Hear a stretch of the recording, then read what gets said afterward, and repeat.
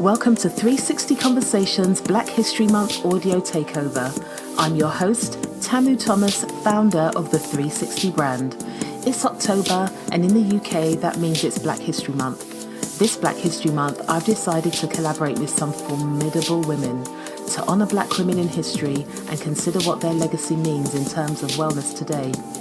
I believe that it is our duty to honour the women that have gone before, paved the way and provided sturdy shoulders to lift us higher by exploring how we can alchemize their grit into grace. Today, Laura Hesketh honours Angela Davies. Now, before we go any further, Angela Davies is alive and well. She is campaigning for the rights of marginalised people all over the world. Ms. Davies is good. When we're honouring women from history, it is not confined to people that are dead. Laura loves Angela Davies so much, she's not waiting for her to be an ancestor to honour her. And I love that. Let's cherish each other whilst we are here. So yeah, actually, challenge for you. I would like you to reach out to somebody you cherish today and express your love. Okay, so a little bit about Laura. She is currently studying Black Studies and aspires to combine her background in the legal profession with these Black Studies to become a human rights lawyer. Yes, so lawyer! My West African peeps will get that. Laura focuses on Angela Davies' work in abolition and prison reform. And Laura talks about self-care enabling us to bring our whole selves into our work, including collective joy. Laura was also, well, she caught me by surprise because I got an honour too. I feel so humbled. I feel so grateful. Thank you for seeing me, Laura. Thank you for appreciating me. Yeah. Sometimes you do stuff and you spread joy and you shine lights and you don't even realise you're doing it because you're just being your wholehearted self and taking yourself wherever you go. And that's one of the things Laura really highlights when she talks about what Angela Davies has taught her about self-care. So thank you very much, Laura. I see you, I honour you, I love the work you do, and I cannot wait to see your career as a human rights lawyer unfold. People beware. Laura doesn't play. Anyway, enough of my gushing, over to Laura's audio. Take care. Hi, I'm Laura and I'm currently a first year Black Studies student at Birmingham City University. What does Black Studies entail, you ask? Well, the course is the first of its kind in Europe and it combines history, politics, popular cultures, artistic and social movements of people across the African diaspora.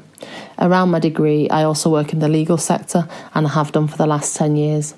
The plan is to marry up the two with a view to becoming a human rights lawyer. Now, I'm fairly certain that every one of my friends will be able to guess which historical figure I've chosen to honour today, because not a day goes by where I don't try to slip her into conversation. She really does mean a lot to me. Her words and drive have got me through some really tough situations, and I believe she paved the way for many of us, and one of her quotes will be forever embedded in my mind.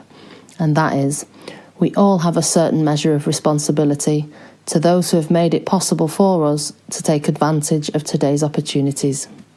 So the woman I'd like to honour is Miss Angela Yvonne Davies.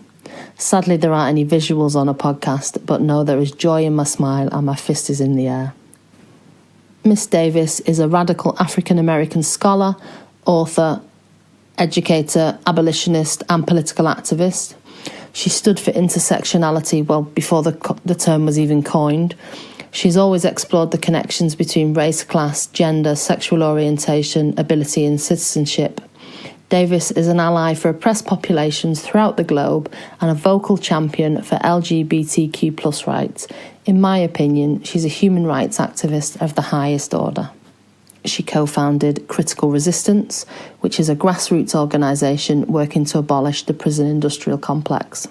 Now, the prison industrial complex is a term we use to describe the overlapping interests of government and industry that use surveillance, policing and imprisonment as solutions to economic, social and political problems. Through its reach and impact, it helps and maintains the authority of people who get their power through racial, economic and other privileges. There are many ways this power is collected and maintained. For example, creating mass media images that keep alive stereotypes of people of colour, which is obviously a really bad thing. Prison industrial complex abolition, however, which is something Angela is famous for, is a political vision with the goal of eliminating imprisonment, policing and surveillance and creating lasting alternatives to punishment and imprisonment. From where we are now, sometimes, we really can't imagine what abolition is going to look like. It isn't just about getting rid of buildings full of cages. It's also about undoing the society we live in, because the complex both feeds on and maintains oppression and inequalities through punishment and violence, and it controls millions of people. An abolitionist vision means that we must build models today that represent how we want to live in the future. It means developing practical strategies for taking small steps that move us toward making our visions a reality, leading us all to believe that things really could be different. And I think to do that and take on such a monumental task, you really do have to look after yourself, which is something Angela really advocates for. I now fundamentally believe that anyone who is interested in making change in the world also has to learn how to take care of themselves first and foremost. For a long time, I really didn't think it was important.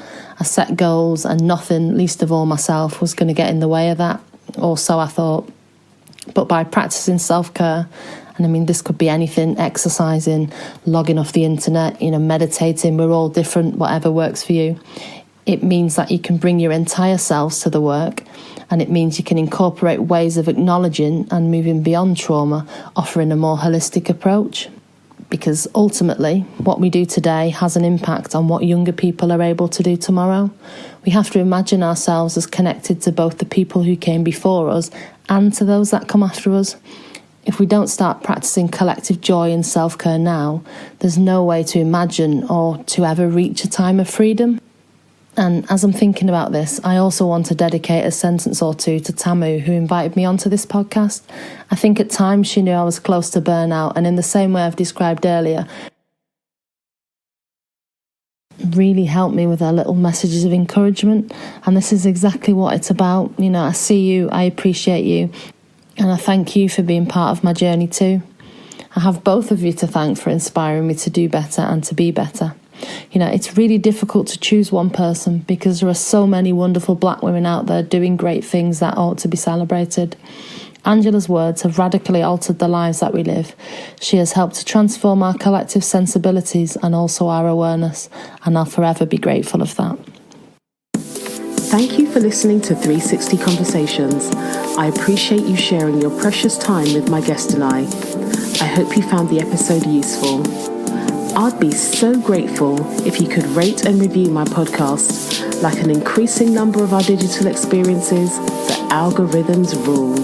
Your feedback will assist me reaching a wider audience, and I'd really love to have more women being privy to or joining these conversations. The feedback I get following each episode is beautiful and tells me more women could benefit. As always, I'd love to keep the conversation going.